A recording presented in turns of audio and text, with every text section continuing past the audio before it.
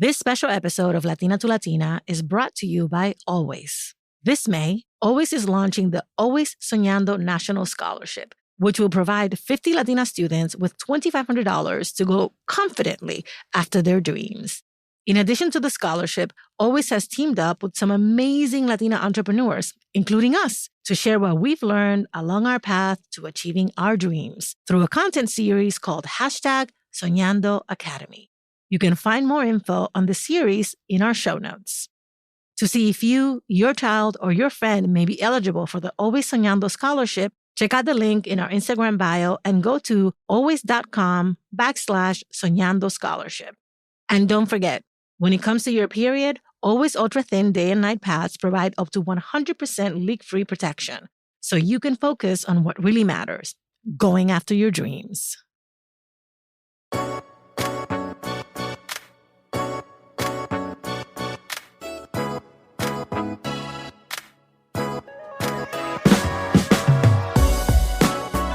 Today we're speaking with another member of the Soñando Academy, our girl, Julissa Prado. The last time we spoke with Julissa, the CEO and founder of Rizos Curls, was still in her come-up. She shared her journey from curl whisperer to curl mogul. It has been 3 years since Julissa and I found ourselves in a Manhattan hotel room recording and crying happy tears about how far she'd come. Since then, she's seen her business through a pandemic, built out her team, and while she is, as always, confidently living out her own dreams, what does that look like? Well, it's changed.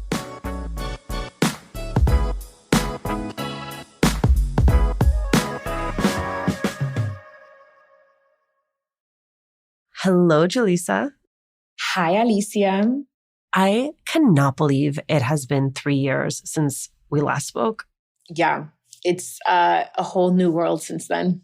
There's so many parts of your and my first conversation, Julissa, that are just burned on my brain. Like I can see you in high school with your little plastic baggies of lemon juice, like popping out of bathroom stalls to like teach women how to do their hair. And I always think about the story you tell about your dad and your dad immigrating to this country and the way in which that has shaped you and shaped your ethos and your commitment to family. And I realized, though, part of the story that we skipped over, probably for the sake of timing, was about college and the role that college played in preparing you for this moment. Because, like there are a lot of people, because of the price of college, in part, which is really legitimate, because of fear and concern about debt, people question the value of a college education. And I wonder for you both if college was a question mark or if it was a thing that you absolutely knew that you would do and what it took to get yourself there. So it's really interesting because something that I've realized recently that has helped me get to the point where I am now was that whole process, I had a lot of like smaller dreams and goals that ultimately led me to my big goal, which was Rizos Curls now. And I would say like high school Julissa, her dream was just to go to college. My brother was the first one in our family that went to college. And even him finding out about college was something that we didn't even hear about until maybe like high school time or late middle school time when college students would come volunteer at our school. I think that for my brother and I, it was such a goal for us because both our parents never went to school. Like they literally grew up in like a rancho, super rural Mexico, and they only had like 1 year schooling. Like my mom actually never went to school because she was a girl. And the misogynistic kind of culture that she grew up in, they told her like, oh, you don't need school to be a mother. Like you don't need school to be a wife. So my dad only went to 1 year school and they barely even knew how to read and write, So I think that for me, I felt like there was such a learning curve to just get to the same place as like my friends that had parents that grew up here in the US and actually knew how to speak English and had an educational background. And I think that for me, just getting to like that same place would require me to, pursue higher education. And now that you are actually running your own business, do you think it would be possible had you not gone to college?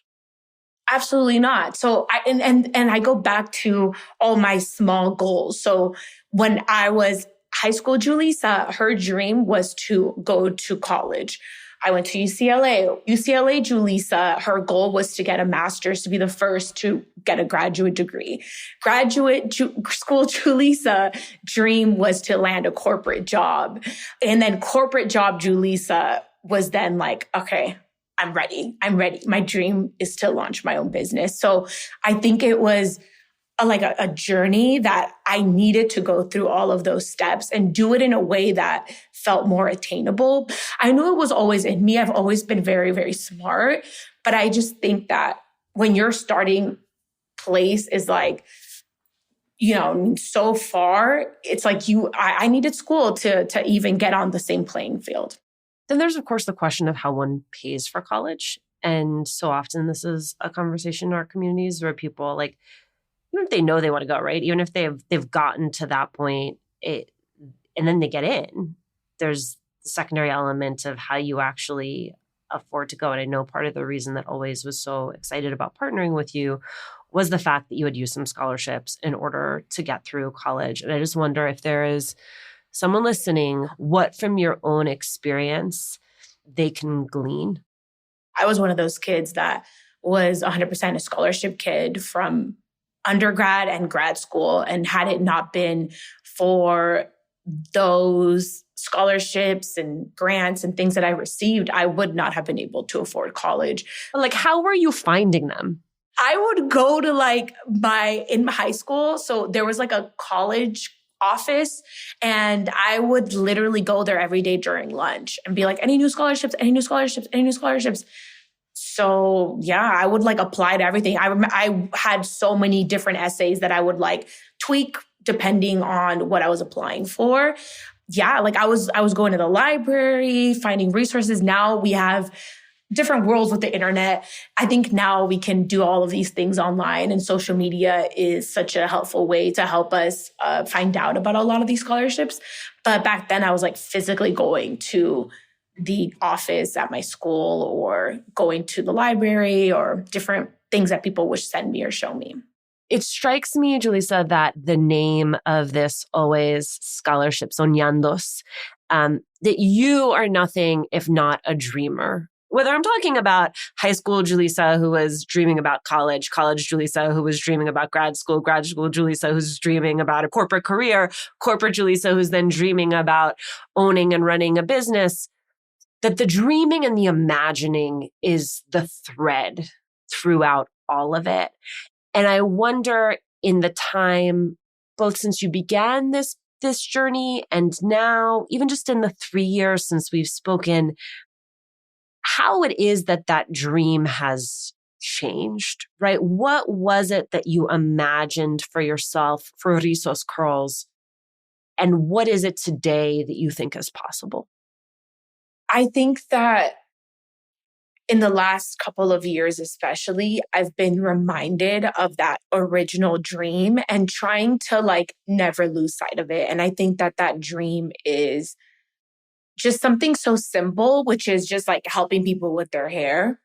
And I think that part of what makes any type of business good is making sure that your business is solution driven and making sure that it's your priority the whole time. And I think that with me, when things get really busy, you kind of start coming away from what really matters. And at the end of the day, what really matters is, are we helping people with their hair? And also, wait, I just want to say, and also because I'd be remiss not to point this out, because this is a point you always make, which is hair is a proxy for everything else, right? Hair is a proxy for comfort in your skin, for connection to your culture, for a sense that you are allowed to show up in the world as your best, most authentic self. Something like hair is never just about hair.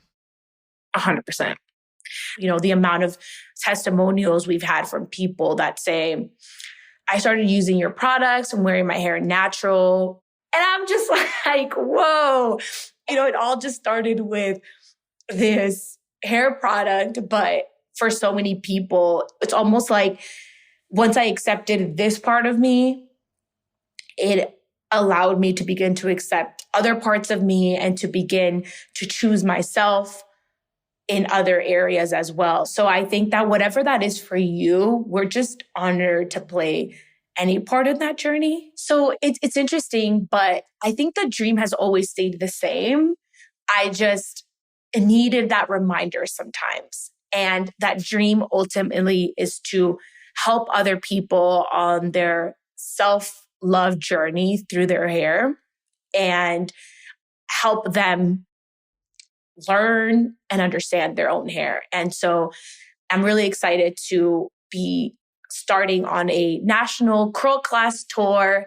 We're going to be starting in Orlando, then going to Houston and New York and LA, and doing free curl classes to help people learn and understand their hair better. And I think that those kind of like in-person interactions just are, obviously fulfilling in that we get to help other people, but it's so fulfilling for me too, because I think it just really reminds me of why I'm doing what I'm doing. Can you talk me through, because this has always been a big part of the business, right? Which is like originally imagined direct to consumer, ultimately showing up on store shelves. What has it required of your team? And what does it change about a business to not just be in some stores, but to be available in every store nationwide? I think that it definitely changes how available you are to the customer, how the connection that you have when you are D2C, direct to consumer, selling directly on your website. You have such a direct relationship with your customer. If anything goes wrong at all, you're like, here's a refund, or this is how you use it. Oh, it arrived damaged. Let me help you. And when you have a retailer in between, it's kind of like up to them. So it definitely has changed that relationship, but it also has brought a lot more areas that we are now accessible in. And I think that during the pandemic, e-commerce had such a boom. And I think that now that things are returning back to in-store shopping, I think customers really want that experience. Did you have a boom? Yeah. So I would say that we saw such a growth in our website shopping during the pandemic because there were so many people that started wearing their hair natural because they weren't straightening it and going out. Even people with wavy hair, for example, it's like easier for them to just straighten it, but they were at home. They're like, why am I going to burn my hair? So it brought out a whole new type of customer who during the pandemic decided to try out their natural hair. I think about you in that moment because you'd already built a company that was pretty big. And it was clear, I think, even to you that you were on the precipice of something so much bigger. And how have you yourself changed as a leader in the past 3 years?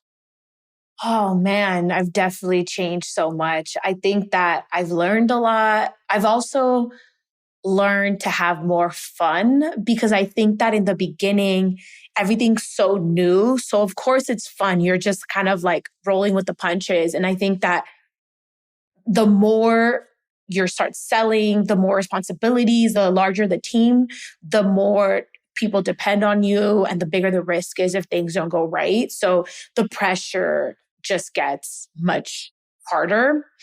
And I think that along that process, it's really easy to just kind of like focus on the numbers, focus on the deadlines and the deliverables, and kind of lose that spirit of fun that was the reason why people gravitated towards you to begin with. So I think that for me, part of my process has been kind of like reverting back to that 2017 Julissa, to that like original girl who was just having fun. Julissa, what do you wish that teen Julissa knew that you know now? I think that I was so hard on myself back then because I was like, failure is not an option. Like, I recently read this. No, actually, I recently watched a TikTok that was talking about how like the first Latina daughter is a lot of the time is super hyper independent, and like something that's like the oldest, immigrant child feels like this immense amount of pressure to kind of like make it for the whole family. And I think that was me. I think that I was just like really hard on myself. I just felt a lot of pressure to not let my parents down. Oh my gosh.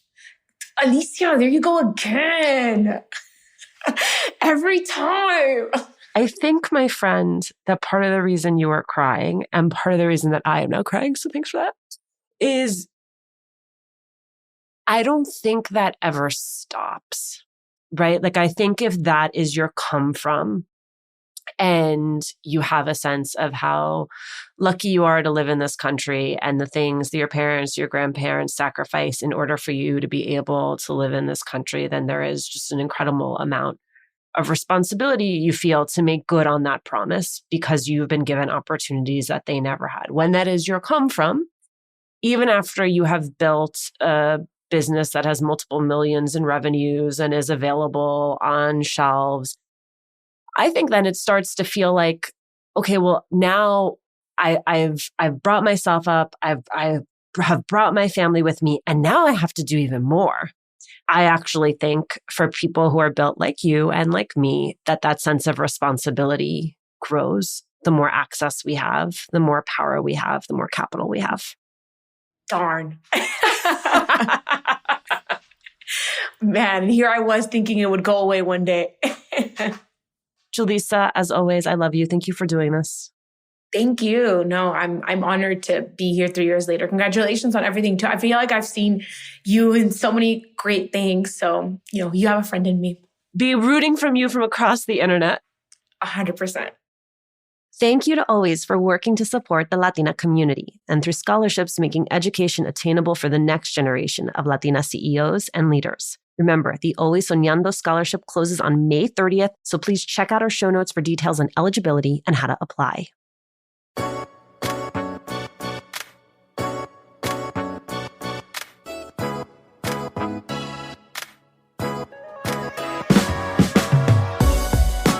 Thanks for listening. Latina to Latina is executive produced and owned by Julissa Lantigua and me, Alicia Menendez. Paulina Velasco is our producer. Kojin Tashiro is our lead producer and mixed this episode. We love hearing from you. Email us at hola@latinatolatina.com. Slide into our DMs on Instagram or tweet us at latinatolatina. Check out our merchandise at latinatolatina.com/shop. And remember to subscribe or follow us on Radio Public, Apple Podcasts, Google Podcasts, Good Pods, wherever you're listening right now. Every time you share the podcast, every time you leave a review, you help us to grow as a community.